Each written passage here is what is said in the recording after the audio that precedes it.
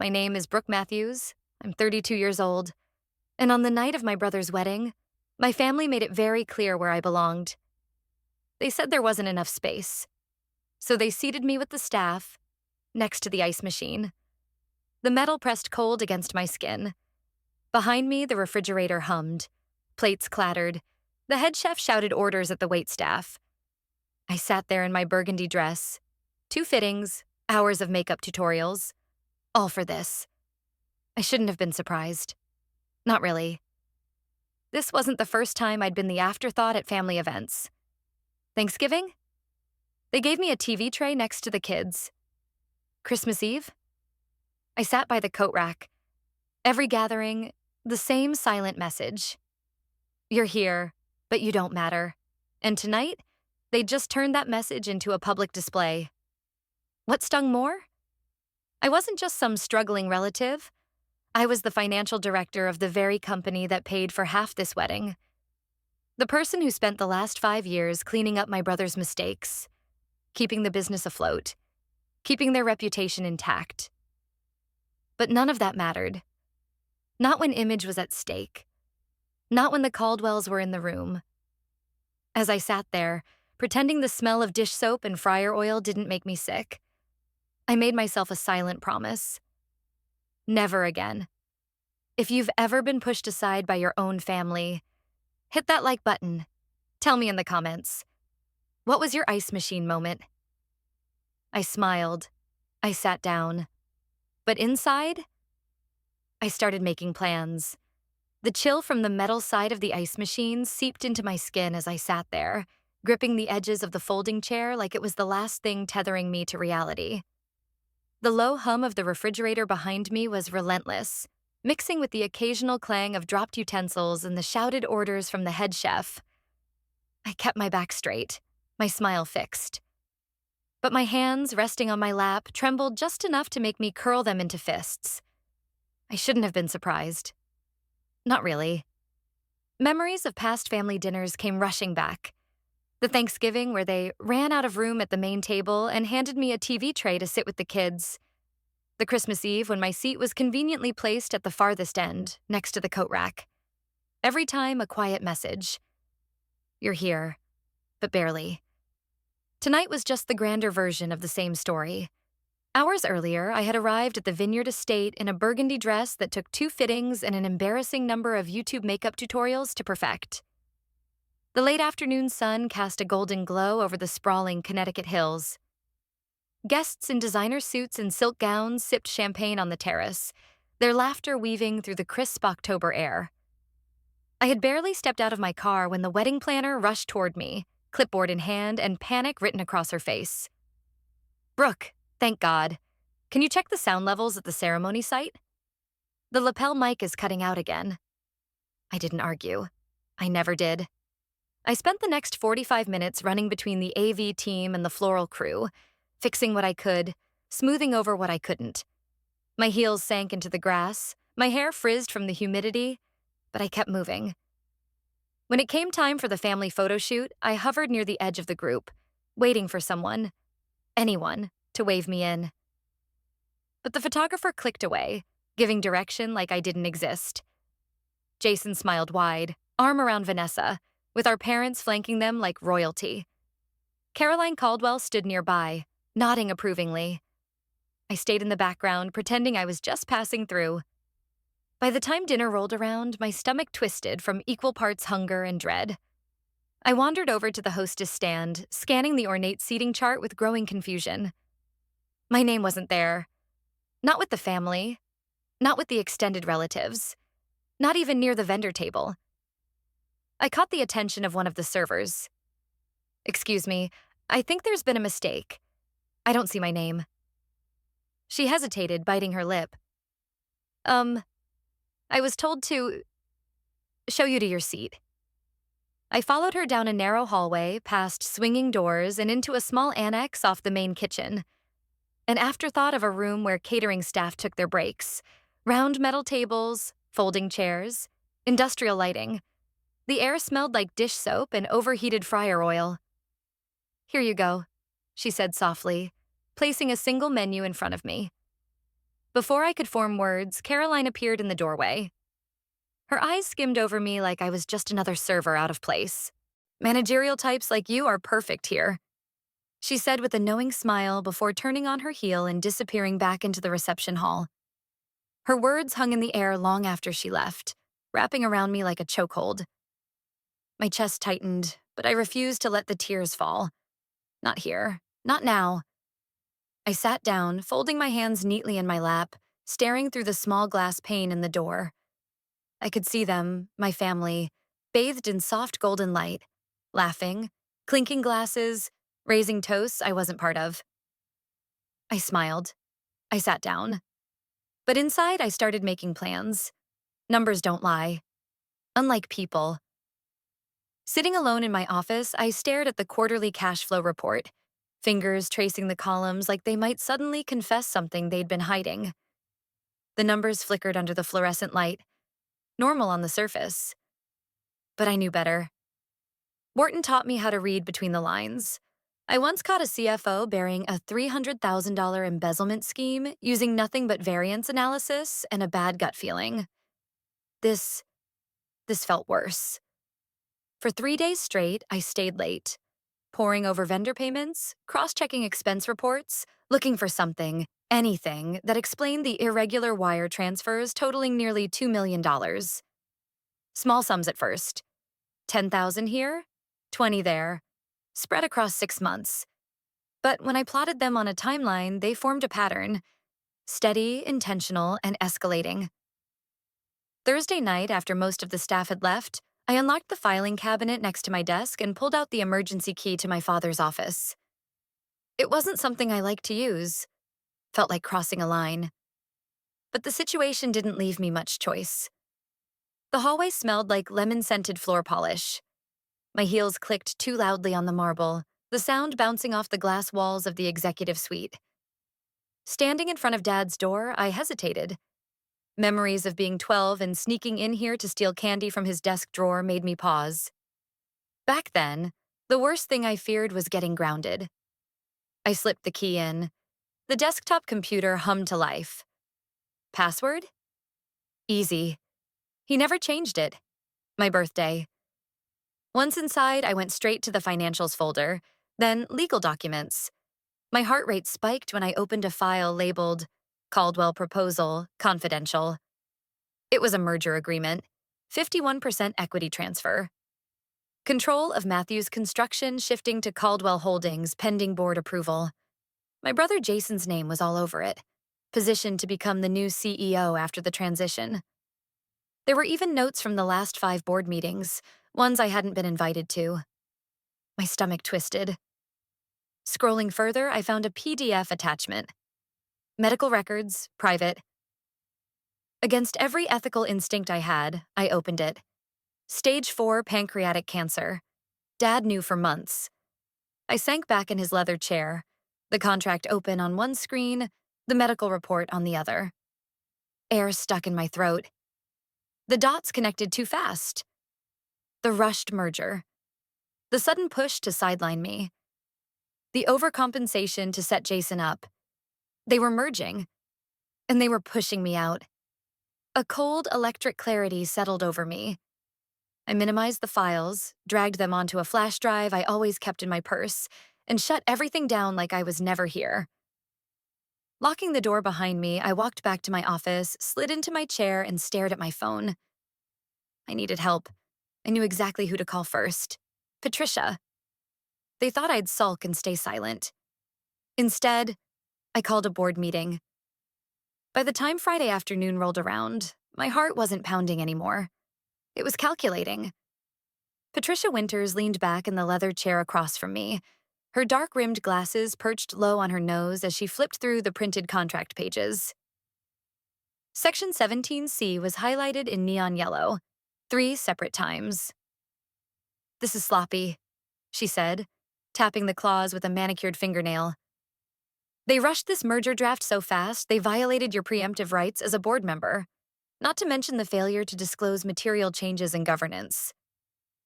I exhaled slowly, absorbing her words like oxygen after days underwater. Patricia slid the contract back across the desk. If you move fast, and if you're willing to make it messy, you can block this.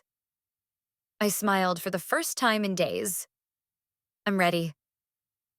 We spent the next 2 hours drafting the termination notice. Each sentence was a scalpel. Precise, cold, legally unassailable. Patricia's team would file the official paperwork with the state registrar after the board meeting. But the opening shot? That had to come from me. By dusk, I had reached out to Sam Torres and Emily Reeves, two senior project managers I trusted more than most of my own family.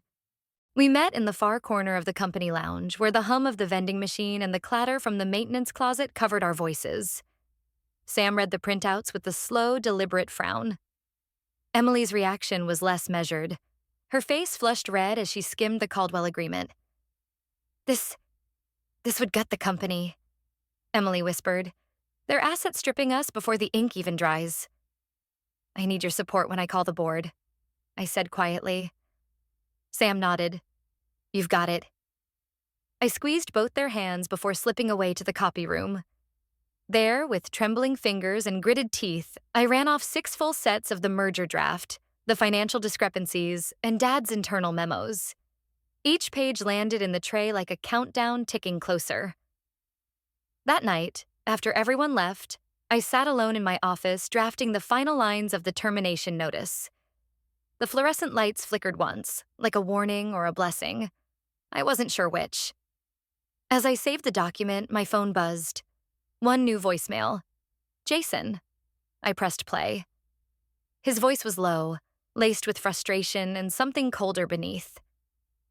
"Stop making this about you, Liv. This is bigger than you. Walk away, before you regret it." I let the message play twice. Then I deleted it without hesitation. At 1:43 a.m., I signed the termination notice with a pen that felt heavier than usual. The ink dried slowly, like the closing credits of a chapter I never asked for, but was more than ready to finish. On the morning of October 28th, I stood outside the boardroom, the envelope containing my evidence and the signed termination notice resting against my palm. Let the games begin. They wanted a merger. What they got was a mutiny. The boardroom smelled like varnished oak and expensive regret. I stood at the head of the long conference table, the morning sun slanting through the floor-to-ceiling windows like a spotlight I hadn't asked for, but fully intended to use. "Good morning," I began, setting down 2 thick stacks of paper in front of each board member. "Before we start, I'd like everyone to review these documents." Patricia sat to my left, a legal pad open, her pen already poised like a loaded weapon. Sam and Emily took their seats along the sidewall, close enough to watch, but far enough not to spook Jason. I could feel their silent support like an electric current. Thomas Matthews, my father, sat at the far end of the table, gray-faced but stone-silent. Jason's chair next to him remained conspicuously empty. As the board members flipped through the first few pages, the weight of the printed words seemed to thicken the air. Spreadsheets, bank transfer receipts, email screenshots, and the pièce de résistance, a full copy of the unsigned Caldwell merger agreement. "Over the past quarter," I said, voice steady, "there have been a series of internal fund reallocations totaling just under $2 million. These transfers were not approved by the board, nor disclosed in any shareholder reports." Murmurs broke out around the table. One director leaned forward, adjusting his glasses, scanning the flagged transactions. Patricia's voice sliced through the noise. "For those of you unfamiliar, I've highlighted Section 17C of our company bylaws. This section explicitly grants any board member the right to halt corporate actions that involve external mergers if proper procedures are not followed. As of 7:45 a.m. this morning, a termination notice has been delivered to Caldwell Properties via certified courier." The door burst open. Jason stormed in, red-faced, tie askew.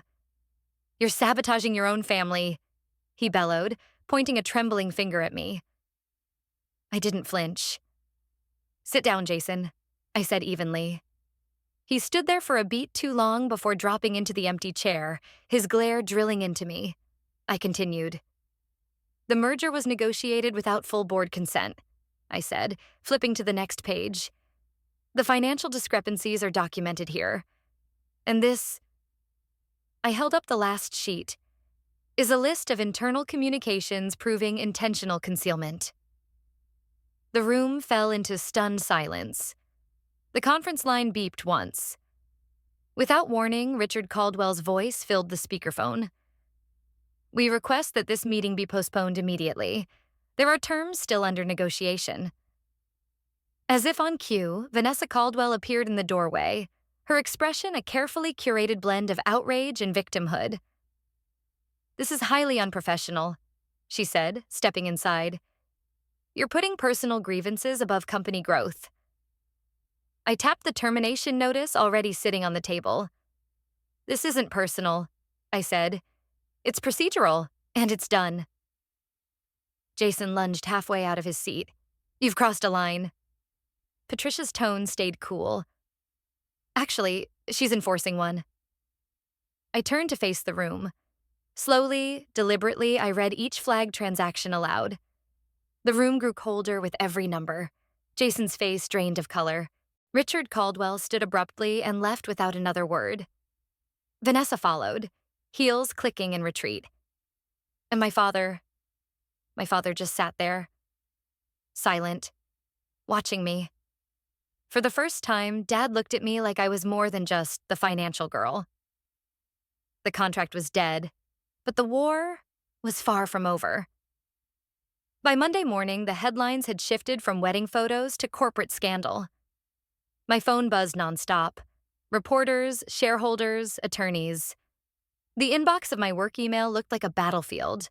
Subject lines full of phrases like fraud allegations, contract breach, and urgent board review.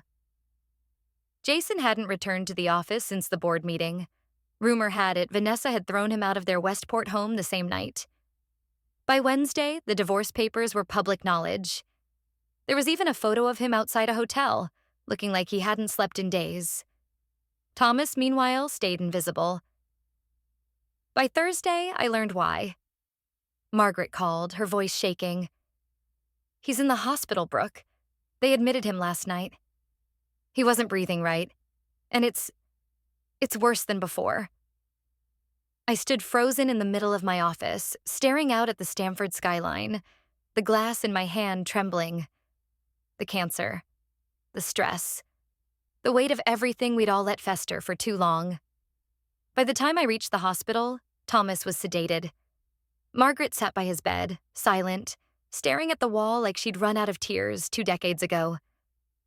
"I told him," she murmured when I sat down beside her.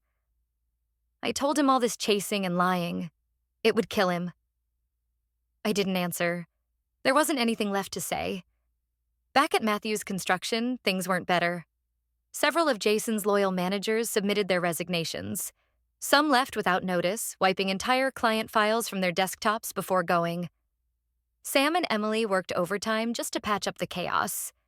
And then, there was Caldwell. By Friday afternoon, a courier arrived with a thick envelope. A formal lawsuit filed by Caldwell Properties. Allegations of fraud, defamation, breach of contract. Their opening move was loud and vicious, designed to make us bleed legal fees before even seeing a courtroom. I sat at my desk late that night, scrolling through the documents when Sam knocked. "You have a visitor," he said, pushing the door open wider. A tall man stood behind him. Black coat, dark eyes, hair just long enough to look intentional. "Michael Caldwell," he said, offering a handshake. I stared at him. Vanessa's younger brother. The one everyone said was smarter, quieter, and infinitely more dangerous than the rest of them. "Let's talk," he said, stepping inside before I could answer. For 10 minutes, he paced my office, speaking low but sharp. "My father doesn't lose," he said finally, pausing near the window. "He plays for keeps. This isn't over." I crossed my arms. "If you're here to intimidate me, I'm here because I don't like how this is unfolding." He cut in. "Jason was just a pawn. You were a distraction. The endgame was full acquisition. Caldwell Properties wanted Matthews Construction gutted and absorbed by January. I swallowed hard, but stayed silent. Before leaving, Michael handed me a sealed USB drive. "Do what you want with this," he said. "But hurry." He disappeared down the hallway before I could ask another question. That night, alone in my apartment, I opened the files. Dozens of emails. Between Richard Caldwell and Vanessa. Thread after thread, months long. Plans, manipulations. Setting Jason up to fail. Orchestrating his public downfall so the board would beg for a merger. I scrolled, nausea rising in my throat. At the bottom of the folder, one final message. Subject line: January 5th, full takeover strategy. My chest tightened. I wasn't just fighting for the company anymore. I was fighting to save what little remained of my family. I started this for the company. I finished it for myself. The hospital smelled like bleach and resignation. I stood by the window in my father's room watching the last leaves of November scatter across the parking lot below. The heart monitor beeped steady, but weak. Thomas Matthews, once the man who could fill an entire boardroom with his voice, lay there, too tired to lift his head. Jason sat slumped in the corner chair, eyes hollow, hands buried in his hair. The printouts I'd given him earlier still lay untouched on the floor between us. Pages and pages of emails between Vanessa and Richard Caldwell. Evidence of the trap they'd set. Proof that none of this, his demotion, his divorce, the public humiliation, had been accidental. When he finally spoke, his voice cracked. "I let them use me." I didn't answer right away. There wasn't much comfort I could offer. Just the truth. "We all did," I said finally. In different ways. For the first time in months, he didn't snap back. He just nodded. Silent. Defeated. By the following week, Thomas's condition stabilized enough for him to sit upright. The day after Thanksgiving, Margaret and I stood by his bedside as he reached for a folder from his nightstand. "I should have done this a long time ago," he said, voice gravelly but clear. Inside, an updated copy of the company's succession documents. My name in bold print, right beneath the title, Chief Executive Officer. Margaret dabbed her eyes with a tissue. Then, to my surprise, she turned toward me. "I'm sorry," she whispered, "for all of it." I swallowed hard but nodded. Small steps. Back at the office, things moved quickly. The board ratified my appointment within 48 hours. Patricia coordinated the announcement to the press. Sam and Emily started rebuilding client trust. And Jason, well, he showed up at my door one afternoon, holding a worn briefcase. "If there's a place for me," he said quietly, "I'd like to earn it back. The right way." I paused for a beat longer than necessary, then slid a job description across the desk. Regional Operations Manager. Entry level for his experience, but still a start. "No special treatment," I said. "Wouldn't want it," he replied. By the time December rolled in, Matthews Construction signed a new partnership with Norton International, one of the fastest strategic pivots in our company's history. The ink had barely dried on the contract when Michael Caldwell showed up in my office with an offer of his own.